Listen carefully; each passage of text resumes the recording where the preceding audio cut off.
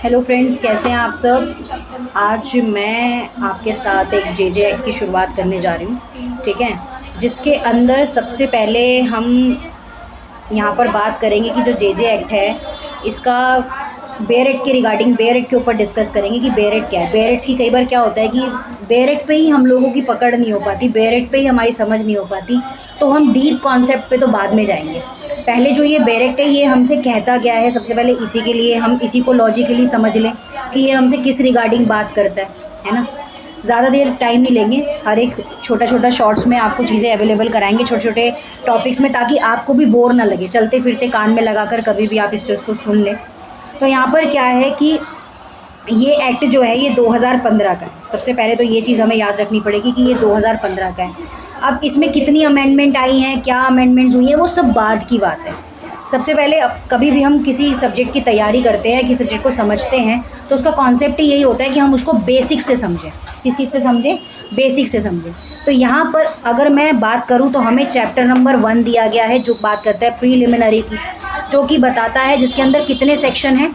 तो section 1 and section 2, ठीक है। उसके बाद जो सेकंड चैप्टर है वो हमें बताता है इसके जनरल प्रिंसिपल्स के बारे में, कि कैसे एक बच्चे की केयर और प्रोटेक्शन की बात की जाती है, जिसके अंदर जो भी सारे जनरल प्रिंसिपल्स आ जाते हैं कि अगर किसी बच्चे के साथ कुछ गलत होता है, किसी बच्चे को कैसे सरकार के द्वारा या इस एक्ट के द्वारा या गवर्नमेंट के द्वारा कैसे प्रोटेक्शन दी जाती है, ये चीज़ आ गई।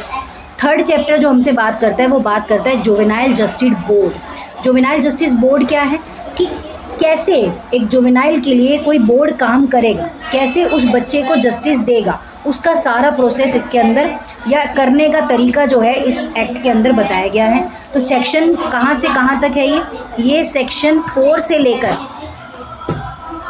ये सेक्शन 4 से लेकर कहाँ तक है? सेक्शन 9 तक है, ठीक है। अभी सेक्शंस याद कर रहे हैं, एक बार देख लेते हैं। सेक्शन 4 के अंदर जुवेनाइल जस्टिस बोर्ड है। सेक्शन 5 के अंदर किस पर्सन की प्लेसमेंट होगी एक चाइल्ड के साथ इंक्वायरी करने के प्रोसेस के टाइम पर, कौन सा पर्सन होना चाहिए, कौन सा पर्सन उस बच्चे से पूछ सकता है कि उसके साथ क्या परेशानी हुई है।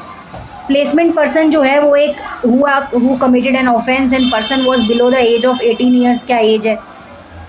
प्रोसीजर का रिलेशन क्या है बोर्ड के साथ, क्या इसके पावर है, फंक्शन है, रिस्पॉन्सिबिलिटीज़ हैं, और किस तरह से एक मजिस्ट्रेट जो है एम्पावर्ड है इन सब चीज़ों को फॉलो करने के लिए, या किस प्रोसीजर के द्वारा वो मजिस्ट्रेट इस चीज़ पर काम कर सकता है, ये चीज़ आ गई। चैप्टर 4 जो है वो हमें बताता है कि procedure in relation to children in conflict with the law. अब ये प्रोसीजर है कि जैसे कि चाइल्ड है, एप्रीहेंशन चाइल्ड है, उसको